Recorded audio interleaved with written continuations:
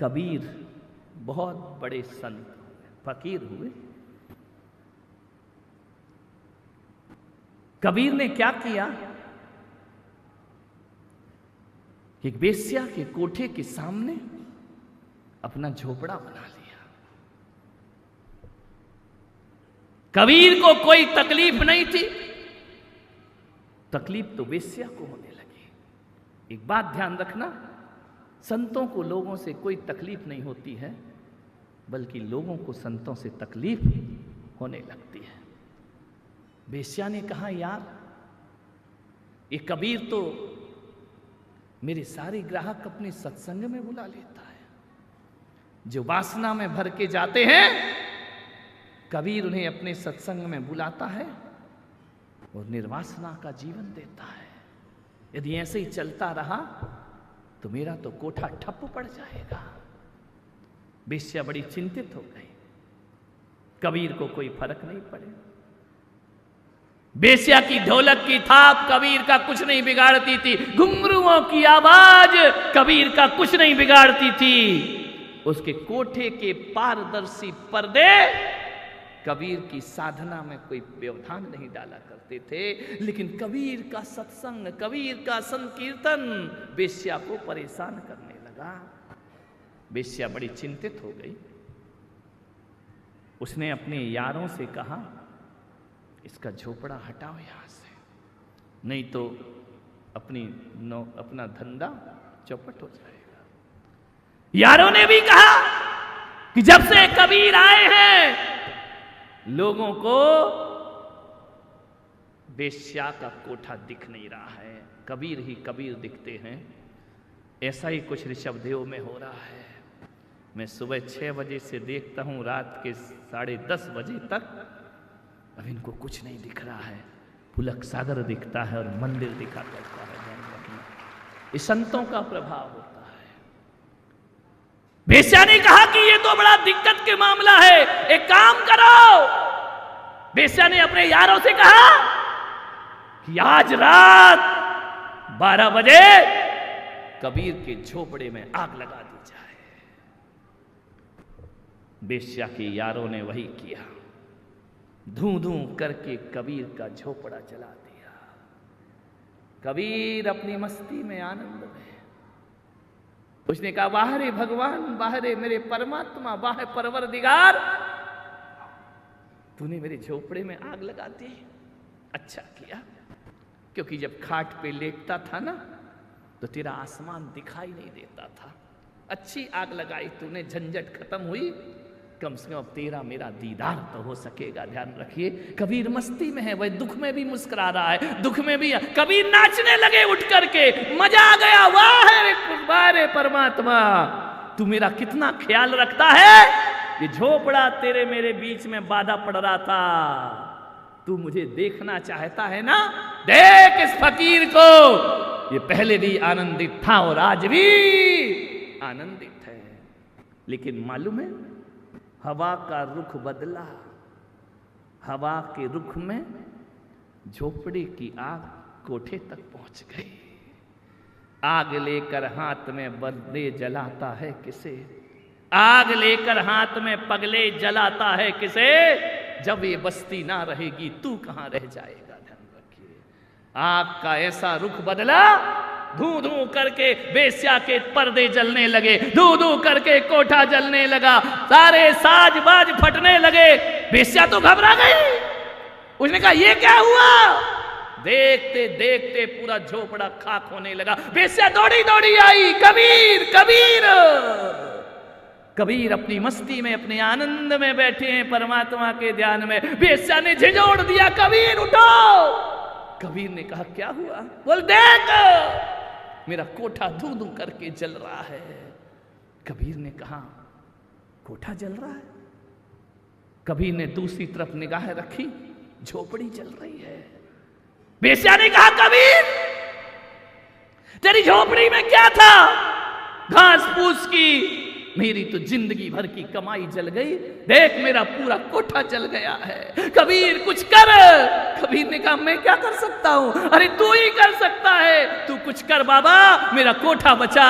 कबीर ने कहा मैं क्या कर सकता हूँ, बोल बेश्या ये झोपड़ा जला है, वहाँ तेरा कोठा जल रहा है। तो बोले मैं क्या करूँ। उस बेश्या से पूछा कि बोल मेरा झोपड़ा किसने जलाया।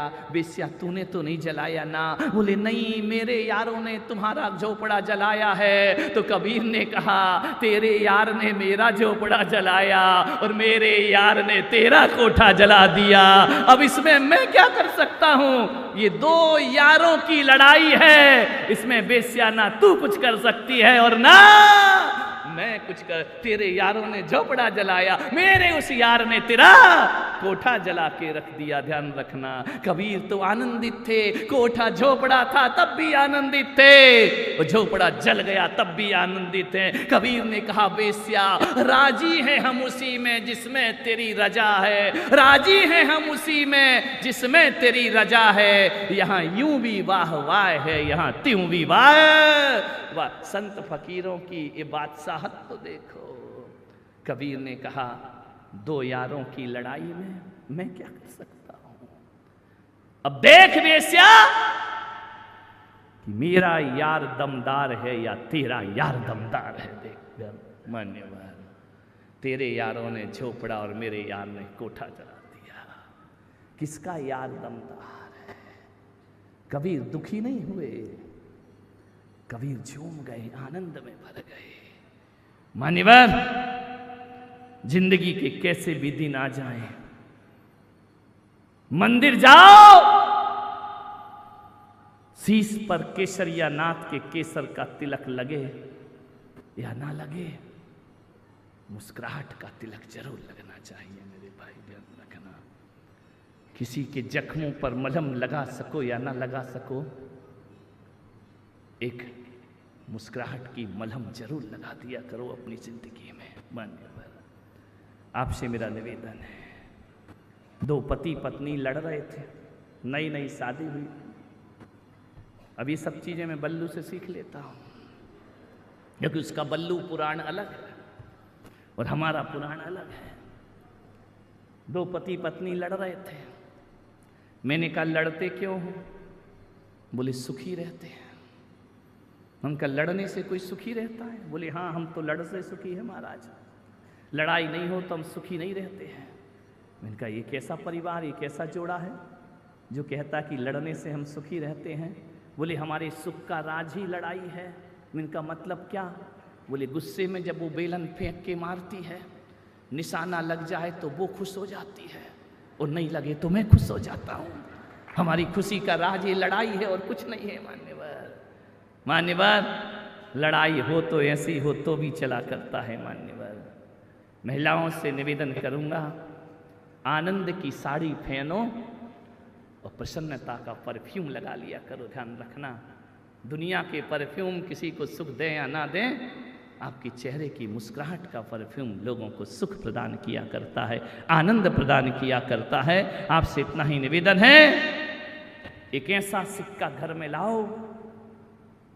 सिक्के देखें, एक तरफ हेड होता है एक तरफ टेल होता है। ध्यान रखा, एक ऐसा सिक्का बना लो ऋषभदेव वालों कि जिसके दोनों तरफ खुशियां ही खुशियां लिखी हों। ध्यान रखना, और जब भी उछालो लौट कर जब भी आए तो खुशी हमारे हिस्से में आना चाहिए। ध्यान रखना, आनंद हमारे हिस्से में आना चाहिए। बड़ी बड़ी समस्याओं का हल हो जाएगा यदि आदमी मुस्कुराना और खिलखिलाना सीख जाएगा। बड़ी बड़ी समस्याएं खत्म हो जाएंगी। लेकिन किसी का काम रो नहीं है। एक सेठ था, मेरे पास आके जोर जोर से रोने लगा। मैंने कहा सेठ क्यों रो रहा है। बोले घी सस्ता हो गया। अरे मैंने कहा पागल, घी सस्ता हो गया तो तू रो क्यों रहा है। बोले महंगा था तब भी रो रहा था और सस्ता हो गया। मैंने कहा कितना, क्या रेट है रे घी के। बोल नहीं मालूम, 100 रुपये किलो। कौन बोला गए जमाने महाराज, घी 700 रुपये किलो, 500 रुपये किलो, 1000 रुपये किलो। उस दिन घी हो गया 100 रुपये किलो। सेठ बड़ी जोर जोर से रो रहा। अरे मेरा सेठ क्यों रो रहा है। बोले घी सस्ता हो गया।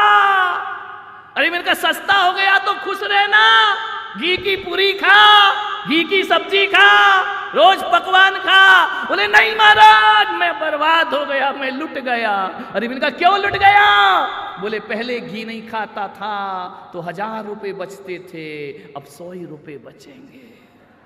देखो अब इनके हाल।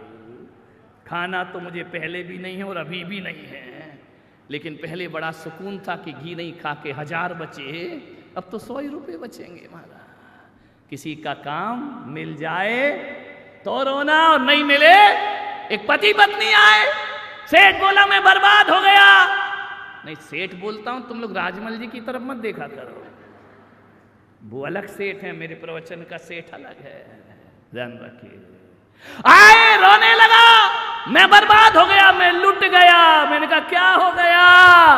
बोले 50 लाख का घाटा लग गया महाराज, अब मैं जी नहीं सकता हूं, अब मेरे अटैक पड़ जाएगा। 50 लाख का घाटा? पुष्पदंत भाई कैसे बर्दाश्त करे 50 लाख का घाटा? मैंने कहा क्या हो गया तेरे बिजनेस? अरे 50 लाख का घाटा महाराज, प्रॉपर्टी में लग गया। 50 लाख का घाटा प्रॉपर्टी में। पत्नी मुस्कुरा रही थी। मैंने कहा ऐसे कैसे हो सकता है, बीवी मुस्कुराए और ये रोए? तो मैंने बीवी से पूछा कि मामला क्या है? बोले कुछ नहीं महाराज, इसकी तो आदत ही रोने की है। मैंने कहा क्या मतलब? बोले एक प्लाट खरीदा था। तो मैंने कहा क्या दिक्कत है, रो क्यों रहा है? बोले इसने उम्मीद लगाई थी कि 1 करोड़ बचेंगे, 50 लाख ही बचे, इसलिए रो रहा है, घाटा हो गया इसको। आदमी को मिले तो रोना है और नहीं मिले हर हाल में आदमी रोता ही है। बोले इसलिए रो रहा है कि 1 करोड़ की उम्मीद थी, 50 ही कमाए इसने, 50 का आनंद नहीं ले रहा है आदमी। ऐसे अपनी जिंदगी में जहर घोलता है आदमी। मान्य अरे 5 मिनट की मुस्कुराहट 24 घंटे की ताकत दिया करता है जिंदगी को। मान्य आपसे निवेदन,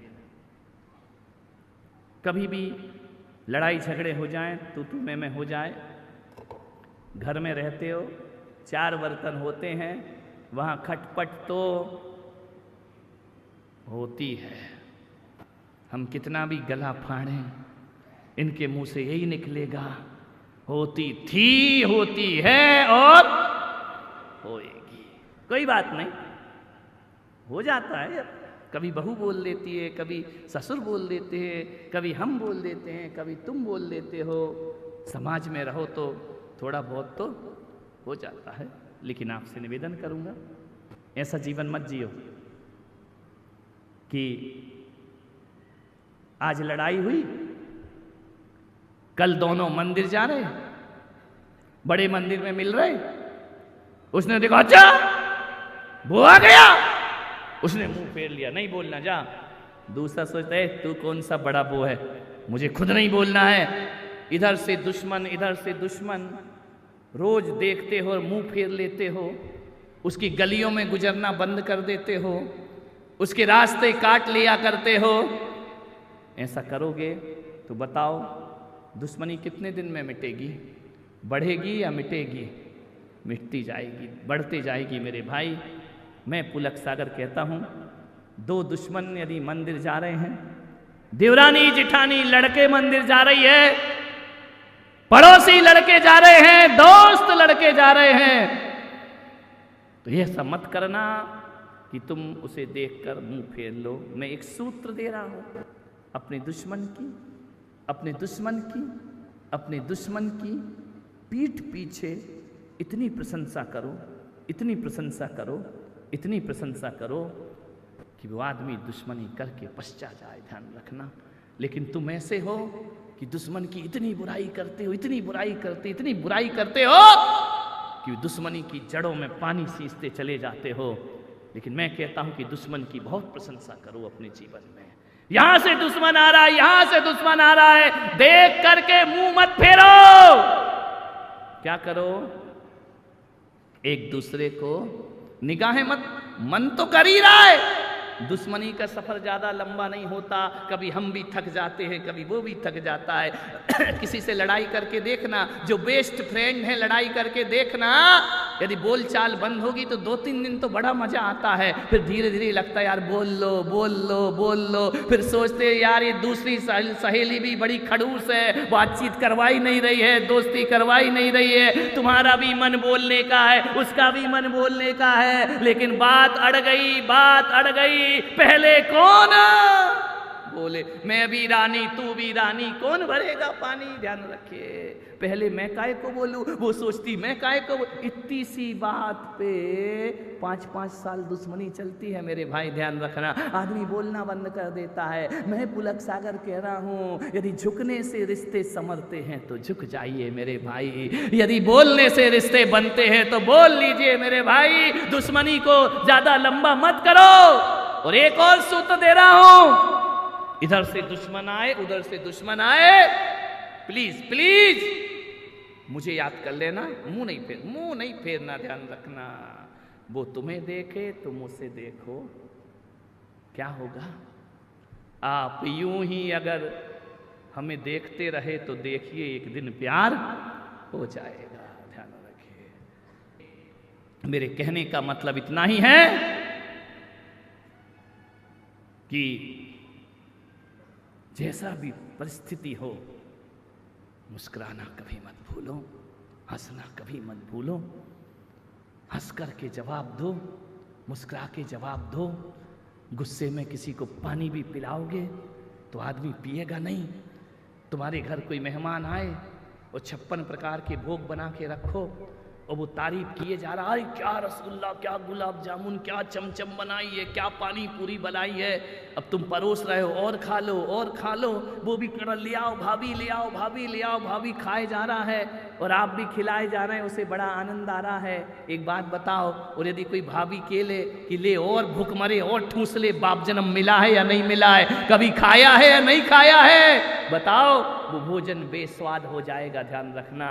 और मुस्कुरा के हंस करके भोजन कराओगे तो वह भोजन प्रभु का प्रसाद हो जाया करता है, ध्यान रखिए। आपको मालूम है ना, चौके में महाराज का भोजन उबला भी हो तो बड़ा स्वादिष्ट लगता है, क्योंकि उसको माताएं बहनें हंसते मुस्कुराते और खिलखिलाते बनाया करती हैं, ध्यान रखिए। जिंदगी को न सर झुका के जियो, न सर छिपा के जियो, गमों का दौर भी आए तो मुस्कुरा के जियो, ध्यान रखना। धूल में पैदा हुए हैं धूल में मिल जाएंगे, लेकिन जितने दिन जिएंगे फूल सा मुस्कुराएंगे, लेकिन जितने दिन जिएंगे फूल सा मुस्कुराएंगे। मुस्कुराहट अपने जीवन में जरूर रखो।